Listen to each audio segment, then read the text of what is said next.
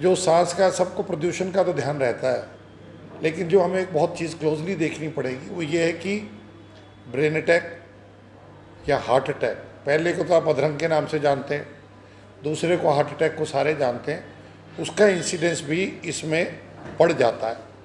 तो इसलिए हम लोगों को पॉल्यूशन का जब भी दिक्कत है सारा का सारा संभाल के रखना होगा।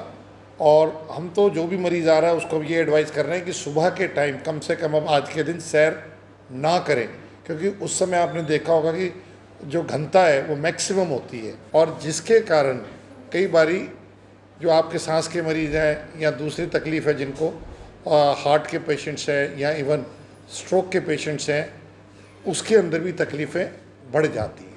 वो देखिए इसके अंदर हम दो चीज़ें मान के चलते हैं, एक तो आपको गैस दिखती है, हवा दिखती है ऑक्सीजन के साथ साथ, उसमें हम पार्टिकुलेट मैटर होता है जो जिसके कारण ये रंग आपका ब्राउन सा दिखता है, जो धूल के कण है वो आ जाते हैं। तो उसकी दो तरह की होते हैं, PM10 और PM2.5।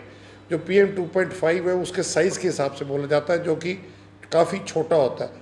तो जब वो हम सांस लेते हैं तो हमारे खून की खिराव में चला जाता है वो सांस के ज़रिए, जब वो गैस एक्सचेंज होती है, और वो सर्कुलेशन के अंदर सारे शरीर के अंदर छोटी छोटी जो कैपिलरीज हैं जो खून को लेके जाती हैं, वहाँ जाके कई बार उसमें ब्लॉक करता है और उसके साथ साथ सोजन भी पैदा करता है।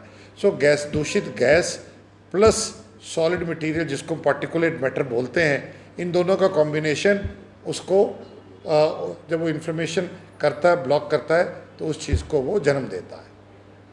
तीन चीज़ें बड़ी कॉमनली हम देख रहे हैं। एक तो ये कि व्हीकल हमारे बहुत ज़्यादा हैं, उसके कारण जो प्रदूषण है। दूसरा, उसके बाद जो लोकल इस मौसम में पराली जलती है वो इस बारी वैसे तो कम है। तीसरा, उसके साथ साथ आपका जो हमारा जब दिवाली पे पटाखे या कंस्ट्रक्शन वर्क है उसमें धूल बहुत उड़ती है। तो ये सबका मिश्रण है, कॉम्बिनेशन है, जिसके कारण ये चीज़ें देखने को मिल रही हैं। उसके अलावा वातावरण के अंदर जो इस समय आपने देखा कि विंड बहुत ज़्यादा नहीं चल रही है, हवा बहुत ज़्यादा नहीं चल रही है, तो एक स्टेग्नेशन आ गया है।